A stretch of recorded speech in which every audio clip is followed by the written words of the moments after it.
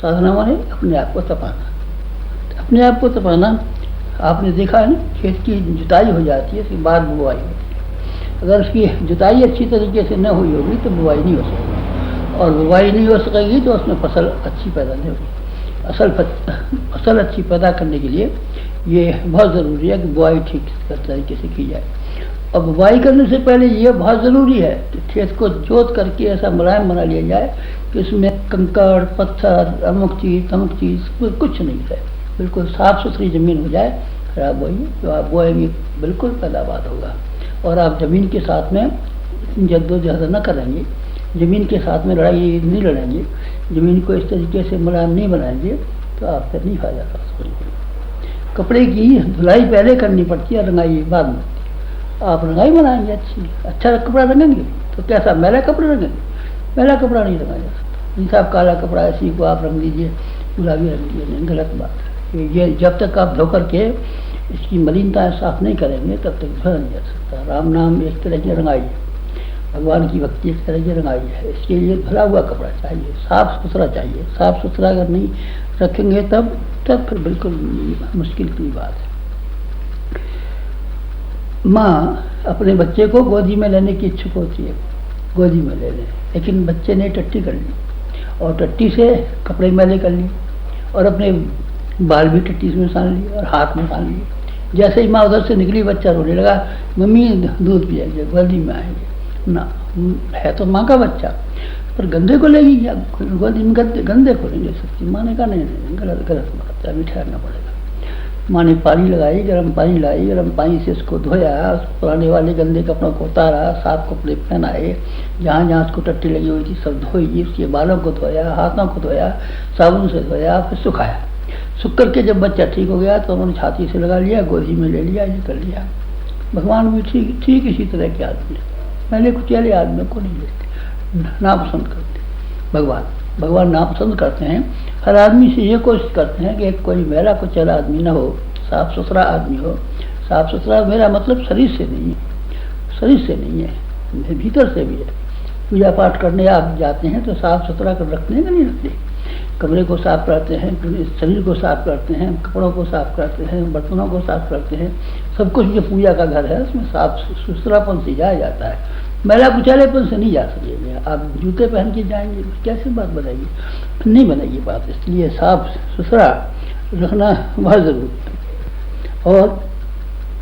और जब मेहमान घर आते हैं तब, लड़की की शादी होती है, जब मेहमान आते हैं तो घर आप पोतते हैं कि नहीं पोतते?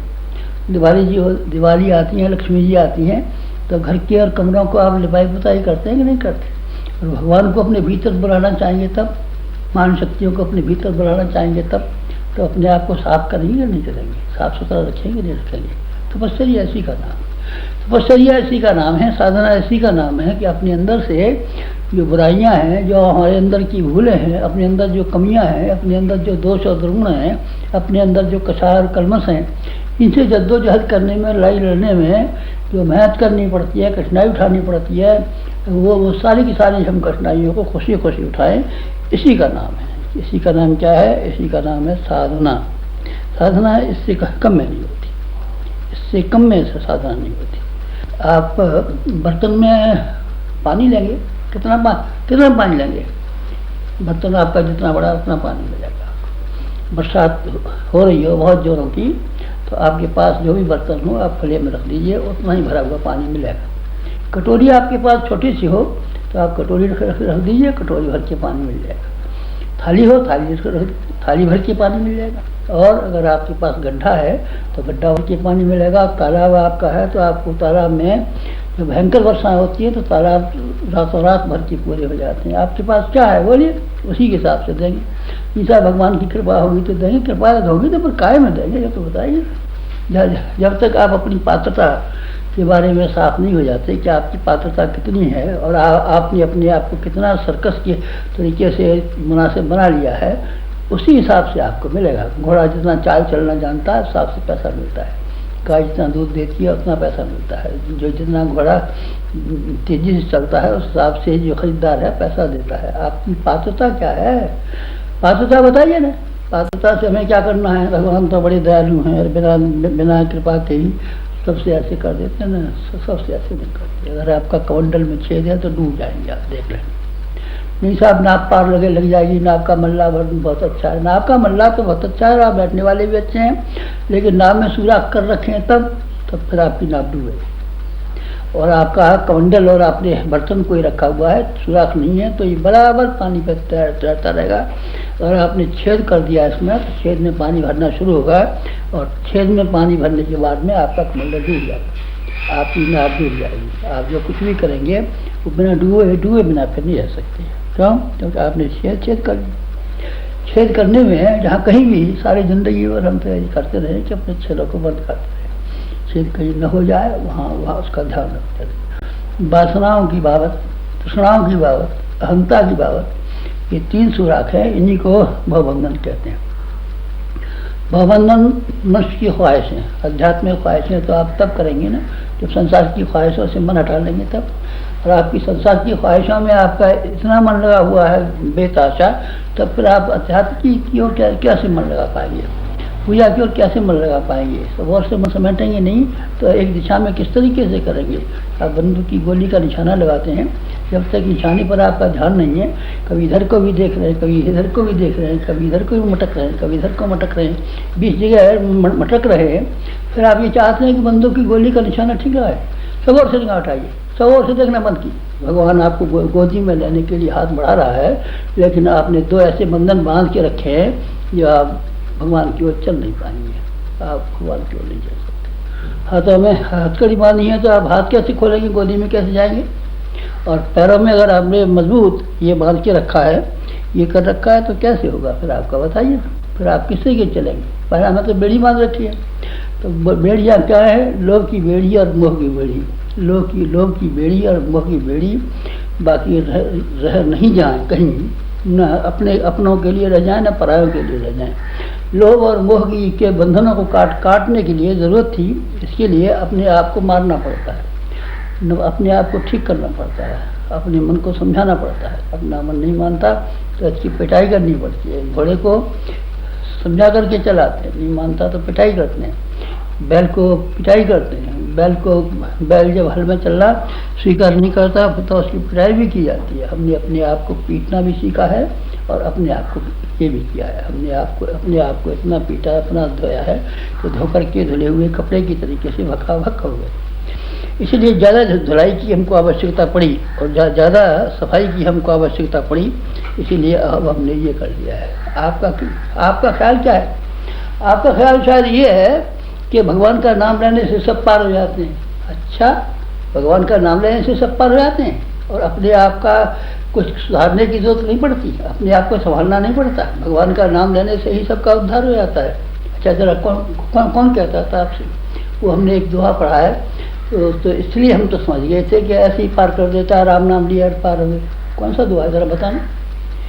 गढ़का गीत अजामिल तारे तारे सदन कसाई। अच्छा, नाम लेने से हो गए।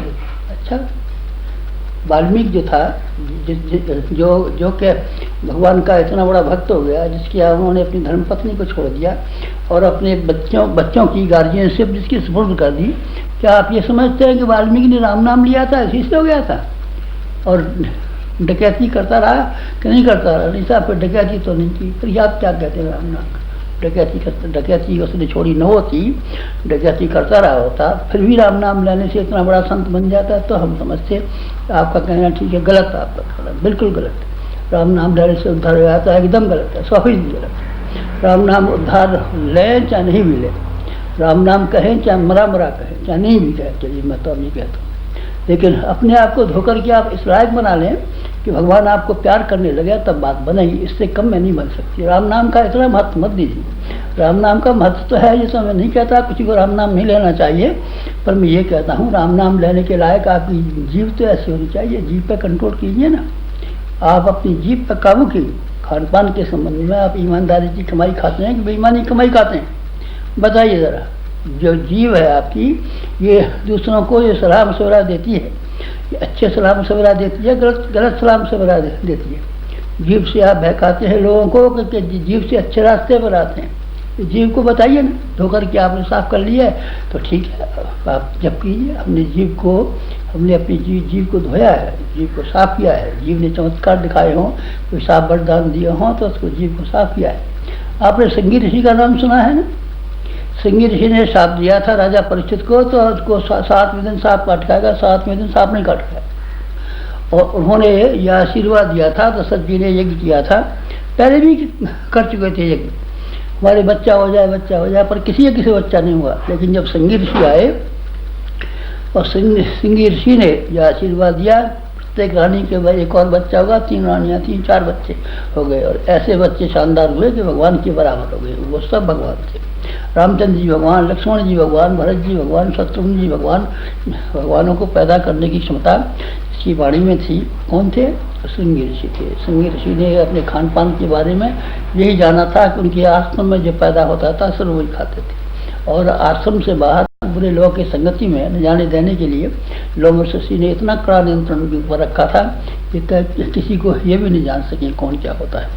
अंगुलीमाल, मैं नाम बताता हूँ आपको। अंगुलीमाल वो आदमी था जो डकैती करता था और उंगलियाँ काट करके और देवी पर चढ़ाता था, वो अंगुलीमाल था, बहुत डाकू था। भगवान जी के बुद्ध के संपर्क में आने के बाद में उसने साथ छोड़ दिया, और जो कुछ भी उसके पास बचा हुआ था प्रायश्चित में, ये नहीं कि जो बचा हुआ था अपने घर वालों को, खानदान वालों को दिया हुआ और खाली हाथ बुद्ध भगवान के पास आ जाए और बुद्ध भगवान के पास जा करके कहे कि लाइए साहब खाना खिलाइए, कपड़े पहनाइए, जूते पहनाइए, चप्पल पहनाइए, चेला बनाऊँगा आपका, पकड़ में बनाऊँ कोई, लाइए चेले का इंतजाम कीजिए। नहीं, ऐसा नहीं। बल्कि उसने न केवल अपना तन दिया, न केवल मन दिया, बल्कि धन दिया, सब जो कुछ भी था पूरे मन से भगवान को समर्पित कर दिया। अंगुलीमाल ने समर्पित कर दिया, तब वो संत हो गया, तब भगवान ने उसको अपनी गोदी में उठा लिया। तब भगवान बुद्ध ने उसको सारे इंडोनेशिया की तरफ, ये जो पूर्वी द्वीप हैं, इनमें उसको काम करने के लिए भेजा था। दूसरा बुद्ध कहलाया अंगुलीमाल, तब कहलाया जो अपने जीवन को साफ सुथरा बना लिया और डकैती करता रहता और राम नाम भी लेता रहता। बुद्ध भगवान के जैसे पीले कपड़े दूसरे शिष्य पहनते हैं वैसे ही कपड़े पहनते रहता है। तब क्या ख्याल है आपका?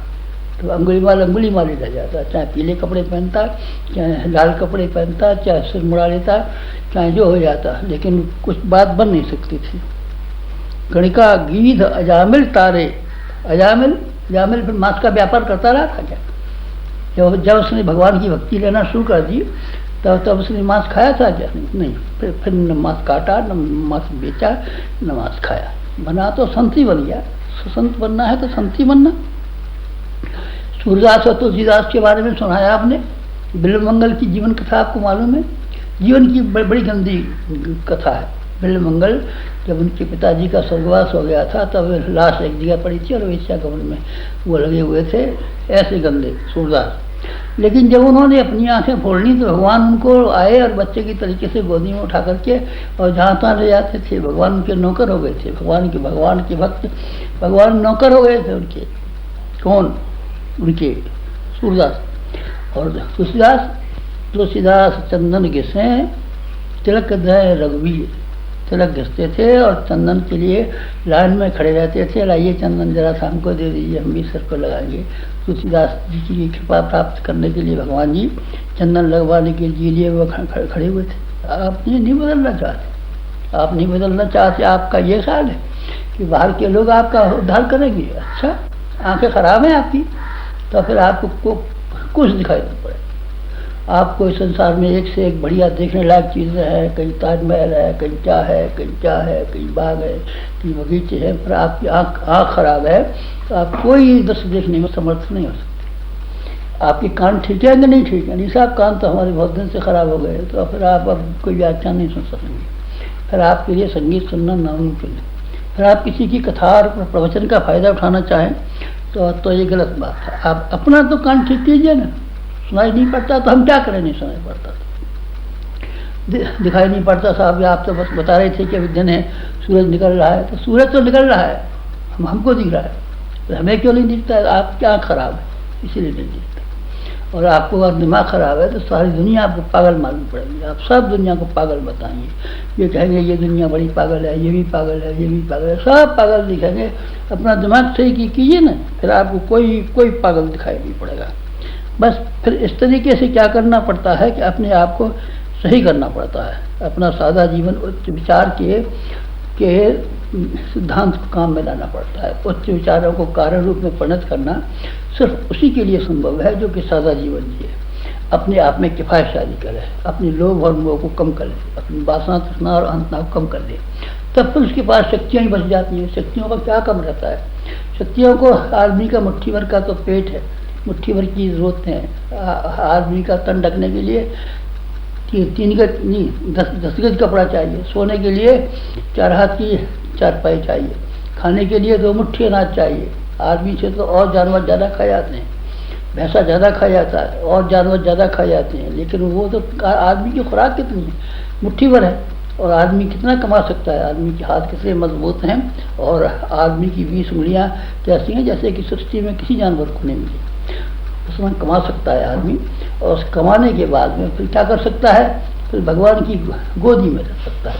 भगवान की गोदी में रखने के बाद में फिर निहाल हो जाता है। आदमी बहुत कुछ कर सकता है, ऊंचे विचारों को कार्यान्वित भी कर सकता है, ऊंचे विचारों को सिखा भी सकता है, ऊंचे विचारों को कोई जीवन में ओतप्रोत भी कर सकता है। कब? जब सादा जीवन हो। सादा जीवन के मानी ये है कसा हुआ जीवन, तपा हुआ जीवन, कसा हुआ जीवन, तपा हुआ जीवन। साधना आपको भी करनी पड़ेगी, ध्यान रखिए। आप अय्याशी करते हुए, आप मालदार बनते हुए, आप मौज मजा उड़ाते हुए, आप स्वार्थी और लोभी और लालची रहते हुए अगर आप चाहें कि हम राम नाम लेकर के उद्धार की तरफ चल पड़ेंगे, आपका बिल्कुल गलत ख्याल है, 100% गलत ख्याल है। और 100% गलत ख्याल को बनाए रहेंगे तो आपको क्या मिलने वाला है? हमारे गुरु ने तो यही सिखाया और महापुरुषों के जीवन ने हमको यही सिखाया। जितने भी महापुरुष संसार में हुए हैं उन सबके जीवन हमने पढ़े और सबको देखा, और सबने एक ही पाया कि उनमें से हर एक आदमी ने अपने आप को तपाया। आया गांधी हुए हों, आया बुद्ध हुए हों, अथवा दूसरे लोग हुए हों, तीसरे लोग हुए हों, इन सब ने अपने आप को तपाया। और तपाने के बाद में इतना खरा और इतना सही बना लिया कि जहाँ भी गए वो काम करते हुए चले गए। तलवार पर धार रखनी पड़ती, धार अगर आप तलवार पर रखेंगे नहीं तो उसको मारेंगे, किसी के खोपड़े में तलवार मारेंगे, लग जाएगी जरा सी, खून वून भी निकल सकता है, पर आप सिर नहीं काट सकते। सिर काटने के लिए पत्थर पर घिसना पड़ता है।